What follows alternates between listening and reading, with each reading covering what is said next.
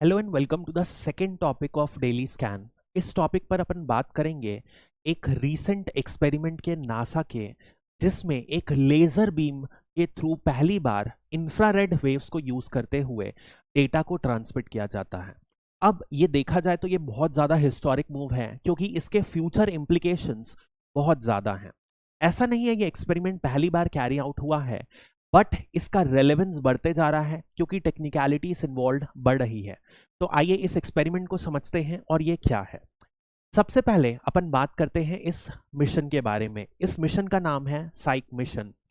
ये mission basically एक satellite है जो एस्टेरॉइड बेल्ट, जो मार्स और अर्थ के बीच, मार्स और जुपिटर के बीच में होता है, उस एस्टेरॉइड बेल्ट में जो एस्टेरॉइड है उसको स्टडी करने के लिए जा रहा है। अब इस मिशन में हुआ क्या है, एक नियर इंफ्रारेड रेस को फायर, लेजर बीम को फायर किया गया है टुवर्ड्स द अर्थ, और इस इंफ्रारेड वेव्स में जितने भी डेटा उस सैटेलाइट ने कैप्चर किया, उस इंफ्रारेड वेव्स के माध्यम से डेटा को पहली बार अर्थ में ट्रांसमिट किया गया है। अब देखा जाए तो हाँ, इसमें अपन को कुछ भी रिवॉल्यूशनरी नहीं लगता है, क्योंकि अपन जानते हैं जितने भी डेटा हैं वो सारे के सारे, जितने भी फॉर्म्स ऑफ कम्युनिकेशन हैं, चाहे वो रेडियो हो, चाहे वो टीवी हो, मोबाइल हो, एक ही टेक्नोलॉजी से वर्क करता है। सबसे पहले एक सेंडर रहता है। सेंडर जैसे कि इन केस ऑफ टीवी हो सकता है या मोबाइल हो सकता है, वो सिग्नल सेंड करता है और वो एक एंटीना पर रिसीव होता है। एंटीना से नॉर्मली ये लीज्ड लाइन से लेकर एक कोर नेटवर्क तक जाता है, और उस कोर नेटवर्क से फिर ये एक एंटीना तक जाता है, और फिर फाइनली ये जिसे अपन भेजना है, जिस रिसीवर को भेजना है, उसे ये सिग्नल भेजा जाता है। सारे के सारे कम्युनिकेशन का यही मेजर उद्देश्य होता है और यही वर्किंग होती है। अब नॉर्मली जो कम्युनिकेशन यूज होता है, जो वेव्स यूज होती हैं, वो यूज होती हैं रेडियो वेव्स। और यही डिफरेंस है कि इस बार रेडियो वेव्स की जगह पर नासा ने यूज किया है नियर इंफ्रारेड। क्या डिफरेंस है और इसकी वजह से क्या डिफरेंस आएगा, ये समझना फ्यूचर स्पेस एक्सप्लोरेशन के लिए बहुत ज्यादा जरूरी है, और अर्थ की अंडरस्टैंडिंग भी इसी कॉन्सेप्ट की वजह से बढ़ती है।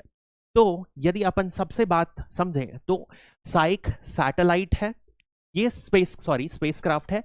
ये स्पेसक्राफ्ट जो डेटा ट्रांसफर किया वो कैलिफोर्निया तक किया। तो कैलिफोर्निया का नासा का टेबल माउंटेन फैसिलिटी है, वहां पर इनका रिसीवर स्थित था, और यहां से लेकर कैलिफोर्निया तक जो डेटा ट्रांसफर हुआ वो नियर इंफ्रारेड को यूज करके किया गया। अब ये डिस्टेंस जो दोनों के बीच में है, ये क्लोज मिलियंस ऑफ किलोमीटर है, and this is 40 times the distance between moon and earth. यही सबसे बड़ा इंपॉर्टेंट फैक्टर है। मतलब इतना बड़ी स्केल में, इतने ह्यूज डिस्टेंस में आज से पहले कभी भी इंफ्रारेड को यूज करके डेटा ट्रांसफर नहीं किया गया था। अब यदि अपन समझते हैं, सिंपल सी बात है, एक फैक्टर जो आता है वो आता है रेडियो वेव्स को समझने की जरूरत है। तो ट्रेडिशनली अपन ने बात किया, ये इलेक्ट्रोमैग्नेटिक स्पेक्ट्रम है। इस स्पेक्ट्रम में अकॉर्डिंग टू द वेवलेंथ सारी की सारी जो वेव्स हैं वो डिस्ट्रीब्यूटेड है। यदि देखा जाए तो जो रेडियो वेव्स हैं, इनका जो वेवलेंथ होती है, distance between the two height और जेनिथ, और distance between the two crest, तो रेडियो वेव्स का होती है वो सबसे ज्यादा होती है। इस वजह से जो अपन साइंस वालों को पता होगा, C is equal to mu into lambda. Lambda is the wavelength, mu is the frequency, and C is the speed of wave, जो नॉर्मली स्पीड ऑफ लाइट के बराबर होती है। तो इस केस में यदि लैम्डा ज्यादा होगा तो म्यू कम होगा। म्यू मतलब फ्रीक्वेंसी कम होगा। मतलब कि यदि देखा जाए, एक और फॉर्मूला साइंस वालों को पता होगा, energy is equal to H into mu, जहां पे एच एक कांस्टेंट होता है और म्यू जो होता है वो है फ्रीक्वेंसी। मतलब कि सिंपल सी बात है, जितनी ज्यादा फ्रीक्वेंसी होगी उतने ज्यादा एनर्जी होगी। ये रिलेशन बहुत ज्यादा इंपॉर्टेंट है। मतलब कि म्यू फ्रीक्वेंसी, इसको यदि अपन ऐसे लिखें तो frequency is directly proportional to energy of the wave. This is the most important relation. यानी कि रेडियो वेव्स में फ्रीक्वेंसी अपन देख रहे हैं कि कम है as compared to the others, तो एनर्जी जो वो कैरी करता है वो कम है। कंपेयर्ड यदि आप towards the right side on the spectrum जाते हो तो आता है यहां पर इंफ्रारेड आएगा, microwaves, infrared, then ultraviolet, x rays and gamma rays. जैसे ही towards the right we move, तो जो वेवलेंथ रहती है वो वेवलेंथ घटते जाती है और फ्रीक्वेंसी जो है वो बढ़ते जाती है। मतलब कि जितना ज्यादा अपन टुवर्ड्स द राइट जाएंगे उतना ज्यादा एनर्जी ज्यादा होगी वेव की। That is the basic idea. Wavelength कम होगी तो मुद्दा ये है एनर्जी ज्यादा होगी तो जो डेटा कैरी कर सकती है ये वेव वो ज्यादा होगी। दिस इज द सबसे important point in this entire discussion. तो यदि अपन समझें, जैसे कि अपन ने बात किया ट्रेडिशनली रेडियो वेव्स यूज होती थी, इसीलिए ये डिफरेंट है क्योंकि इस बार नियर इंफ्रारेड लेजर बीम को यूज किया गया है। अब आप सिंपल सी एक बात समझो कि रेडियो वेव्स को क्यों यूज किया जाता था। इसका सिंपल सा रीजन ये है कि रेडियो वेव्स जो है बहुत ही ऑप्टिमम हमारे लिए सूटेबल रही है। सबसे पहले कोई भी ऑब्स्ट्रक्शन आती है तो ये क्या करती हैं, उनके अराउंड बेंड कर देती हैं।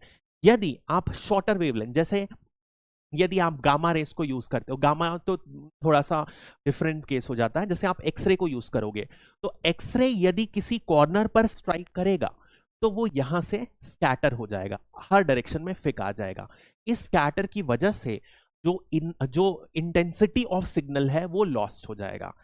आप समझ रहे हो, मान लो एक सिग्नल को भेजा गया, यदि सिग्नल स्कैटर हो गया तो उस सिग्नल का जो डेटा है वो रिसीवर को सही तरीके से नहीं मिलेगा। That is a problem. दूसरी बात है कि ये जो है बहुत सारे जो कॉमन ऑब्स्टेकल्स हैं, जैसे कि दीवार हो गई, बिल्डिंग हो गई, एटमॉस्फेयर हो गया, इन सबको क्रॉस कर लेता है।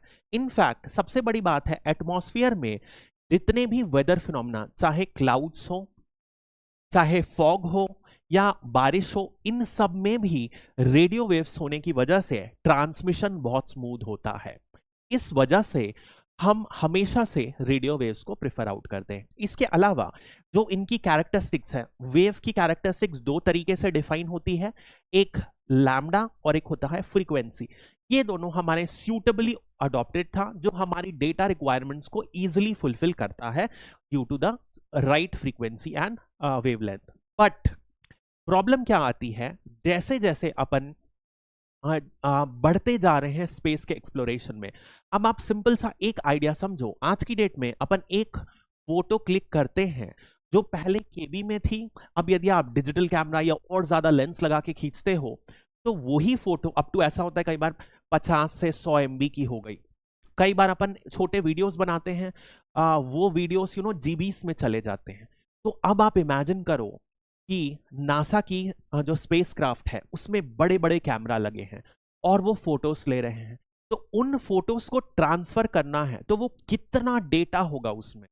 तो इतना डेटा का जो रिक्वायरमेंट होगा वो प्रॉब्लमैटिक हो रहा है रेडियो वेव्स में ट्रांसफर करने के लिए। इस वजह से वी आर स्विचिंग जिसकी टूवर्ड्स ऐसी वेव्स जिनकी फ्रीक्वेंसी ज्यादा हो, जिसकी वजह से जो ये डेटा कैरी कर सकती है वो ज्यादा होगा। This is the crux of the matter. तो यही है, इसलिए नियर इंफ्रारेड को यूज किया गया ताकि क्या करें, हाईएस्ट बैंडविड्थ प्रोवाइड करेगा जिसमें जो डेटा ट्रांसफर है वो ज्यादा किया जा सकता है। That is a basic idea. अब ऐसा इस एक्सपेरिमेंट का जो नासा ने नाम दिया है डीप स्पेस ऑप्टिकल कम्युनिकेशन, ये इसलिए नाम दिया है क्योंकि अब आप समझो कि आगे जैसे ही अपन समय में जा रहे हैं तो डीप स्पेस एक्सप्लोरेशन बढ़ते जा रहा है। Not only we are planning to go with in Mars, Jupiter, but even deeper into the space जाने की प्लानिंग चल रही है। तो यदि आप सिंपल सी बात करो, जैसे अपन ने मान लिया एस्टेरॉइड को, किसी एस्टेरॉइड को स्टडी किया, अब माना जाता है एस्टेरॉइड क्या है, रॉक्स हैं, उनका कंपोजिशन वही है जो ट्रेडिशनली अर्थ के इंटीरियर का है।